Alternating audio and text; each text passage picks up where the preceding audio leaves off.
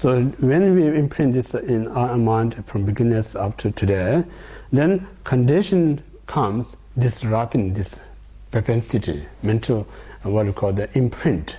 Imprint, like we are saying, like for instance, what we saying, like if one day you walk in the bush, for instance, and then suddenly kind of branch fell over, hit your head, it may be very painful. And then you go out from the bush for years, and you forget about that situation. And then a few years later, you go back to the bush, and when you see the tree, soon you see the branch, you remember the past, what happened. You know, that branch break down, hit your head, that moment imprinted in your mind. Now you forgot because you are aware this for many years, so soon you come in the bush, see the branch, you remember that branch, what you see now, is not same branch a few years you saw in times. Because now this branch is a condition to help you to remember what happened in the past.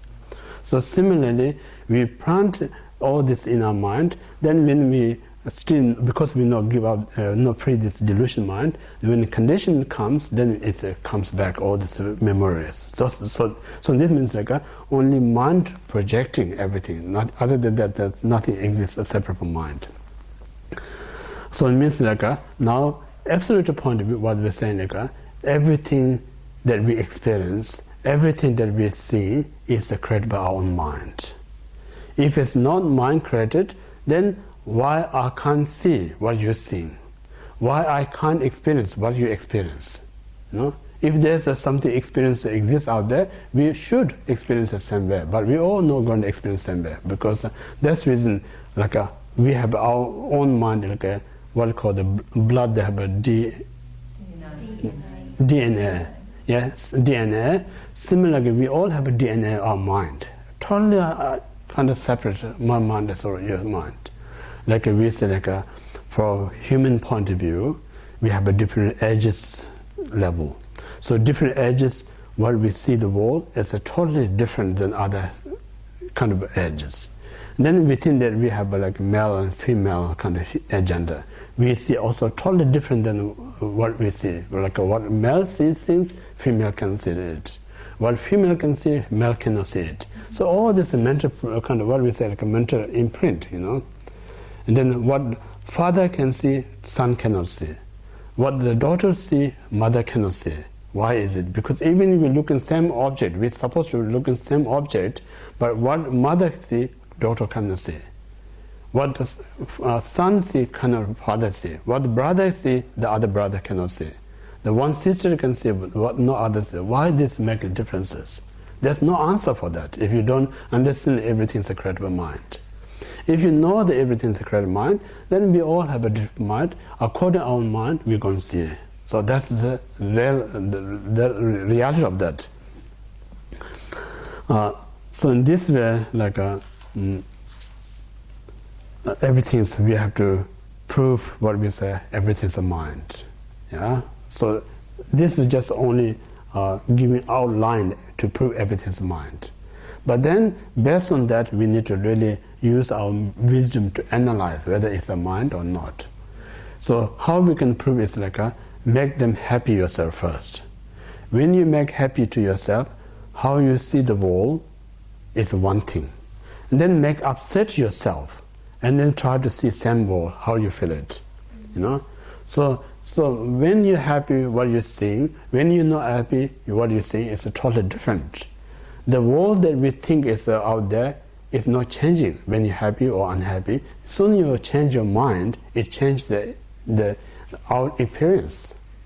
So all this kind of use the logical reason then helps you to eventually to understand everything is a mind. So when we have understood everything is a mind, it's much easier to handle things, because then we only need to do is like train our mind, nothing else. If it's a world is the kind of power to us for as a one individual person, we cannot change the world. You know, we have to live what the world gives to us. So always we become like expecting something from out there. This is very hard work. So rather you think that I have a power to change the world. So change the world means like I'm not saying I can change the world for others, but I can change the world for myself. So if I can change the world myself, I can help others to change their world too. Like that's how Buddha did, He did meditate and realize the enlightenment. Then for him, perception is totally different than us. So that very much teaching us, that it helps us to change our perceptions. So that's how we talk about the mind. Yeah. That's one way to describe. Now, if I go a little bit more kind of detail on that, say like sometimes due to this eyesight problems, when you look in the sky, one of us, we may see 2 moons instead of 1. Yeah? So out there, there's no 2 moons. So what reason we see 2 moons like the eyesight, some reason problem, we projecting out there's 2 moons. Yeah? So this 2 moons is like when we see this like in that very moment, you think it's your mind, 2 minds are separate. You think that way. You think that the moons are there, 2 moons. My mind is separate. But really you investigate, it's like these 2 moons in your mind are not separate. Very your mind projecting out there as the 2 moons. Yeah? So similarly, like I said, in the dream time, we see beings out there. We hear the sound of the people singing and talking, and we experience the different tastes in the dream time. These tastes that you enjoy the food, or the sound of the people singing, or the physical that you see people walking or dancing, and that very moment we think they are separate from our mind while we're in the dream. But then when we are awake next morning, we clearly know they are not exist separate from your mind. Your own mind playing 2 roles. Yeah? So similarly, we are in a delusion sleep at this point. So delusion sleeping state, we have this delusion dream. Right now, everything's a dream. But we not realize this is a dream. We think it's a reality. So we're so much separating our mind and the physical things. But if you really kind of investigate, our own mind like manifests out there, whatever we're seeing that. Because if these things are out there, what we see is really existent, then every being must see the same thing. But we're all not going to see the same things. So that means like mind itself playing a role. Like we say this, who says this house is not real? Our ordinary mind not going to agree with that one. Then philosophically say like this house is only relevant for the human beings. But this house does not exist whatsoever for birds or some other creatures. They don't have any concept of this house. So which one is true? Your point of view, seeing this house is true, or some other beings not see anything about the house is true. None of it true, because if you talk about individually, whatever I see is true for me, whatever they see is true for them. There's no one true, because if there's absolute one true, then we all see the same things. Why we see it in different ways, And I think that point of view, that understanding also help us, like how we talk about tolerance again. Buddhists talk about tolerance. Tolerance no means like a Buddhist have a more strong heart, more suppressed, no react, no means that. Just simply understanding. You say like, I have my karma, see my way.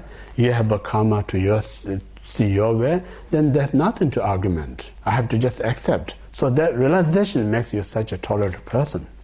If you don't have this realization, then we kind of argue, why you not seeing what I'm seeing?